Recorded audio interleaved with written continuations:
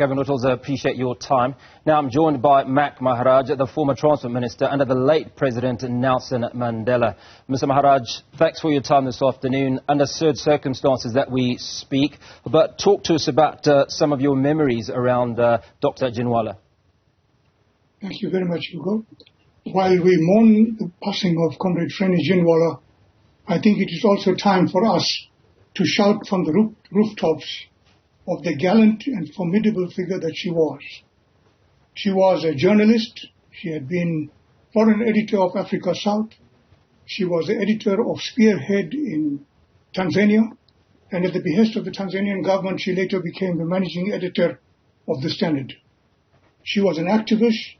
She was a lecturer. She was a lawyer. She was a radio program producer at BBC. She was head of the ANC research department based in London. She was part of the negotiations at CODESA, and she helped to shape the National Coalition Women's Charter in 1994. It's a formidable batch of achievement, and what I've said doesn't traverse her life at all. And so, what I remember of her is aspects that people have never talked about. I myself have never said so.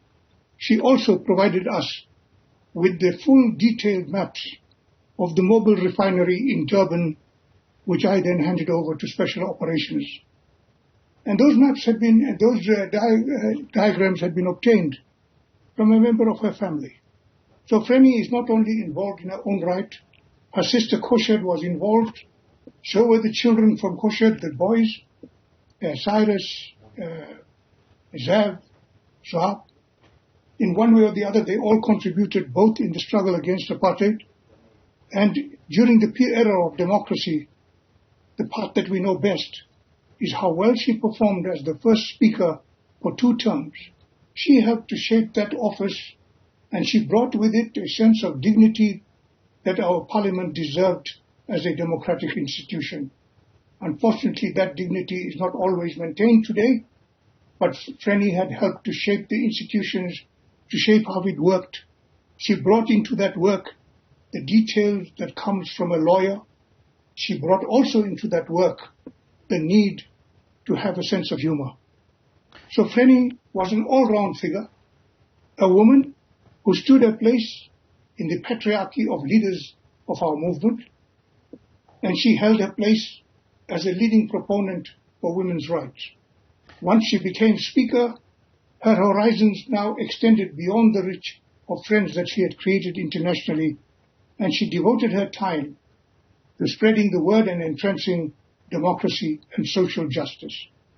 So we remember Frene with a great sense of fondness, with the realization that we have lost a formidable contributor to our country's journey towards freedom, and that as we mourn her, we should find the space, all of us, to celebrate her life, to get to know more aspects of this multi-talented person that she was, and to come to terms with the fact that struggle for freedom will continue to produce more need for people who are activists and molded in the tradition of being servants of the people. This is what South Africa needs today, and as we celebrate her life, let us dedicate ourselves to ensuring that the cause for which she gave her life is a cause for which we will continue to give our energies. Now, Mr. Maharaj, talk to us about the difficulty around or the pressures involved with her being the first national speaker post-freedom, and certainly as a woman. That could not have been an easy task. It was certainly not an easy task, but I do think that first and foremost, the euphoria of the change that had taken place in the course of the struggle and through the negotiating process, the euphoria that came with the fact that we had walked away from the abyss of a racial catastrophe and found an answer, it helped us to come to terms when Mandela decided and brought to the executive of the ANC the proposal that Comrade Frene should be the speaker. Many comrades knew her not to be an easy person, a no-nonsense person, and many feared that she should not occupy that role. But once given that role, she flourished in it. She won the respect of all parties across the board in Parliament. Even though parties were poised to challenge each other, to compete with each other, they all came to Parliament giving respect that Frene earned through the way that she managed it, the processes. It needed a sense of humor as well, but it needed a firmness that I think eminently belonged to Frene in the first term. So there were moments when she had to bring order to that Parliament.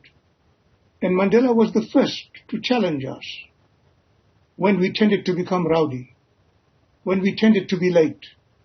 And he got Frene to enforce the rule that we should conduct ourselves in Parliament with the respect and dignity that that institution needed as a voice of the people of South Africa. This should be a place where every young person should look up to and say, here are people who are shaping our future, and they are conducting themselves with dignity and with the promptness and zealousness that the task of governing this country demands of us. So Frene had this difficult role, not just vis-à-vis this new parliament, which if you look at the photographs, was phenomenally different from any other parliament that you had seen anywhere. It was made up of men and women who had come from every walk of life, in every form of dress. All our cultures were there, all showcased with respect for each other's cultures. And Frene stood at the helm of that process to bring dignity to that institution. So I do not think we can ever exhaust examining the experience of that first and second parliament in order to draw lessons as to how we should want Parliament now and in the future to conduct itself. Now finally, Mr. Maharaj, when you spoke initially, you talked about shouting from the rooftops about how incredible Dr. Frene was. Now, in your own words, very quickly, those words, what would her legacy be today?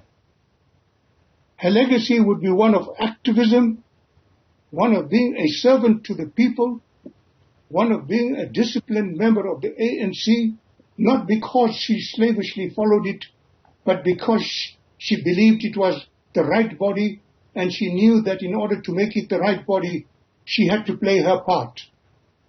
So the vehicle for change needed to be attended to, needed to be maintained and repaired all the time.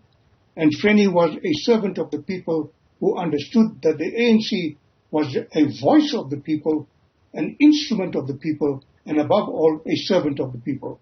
That is Frene. But let me say this, that her stay in Tanzania, her knowledge of all the leaders in the African continent was close and warm. And yet there were very difficult times. Few people know that Frene was deported from Tanzania in the late 60s.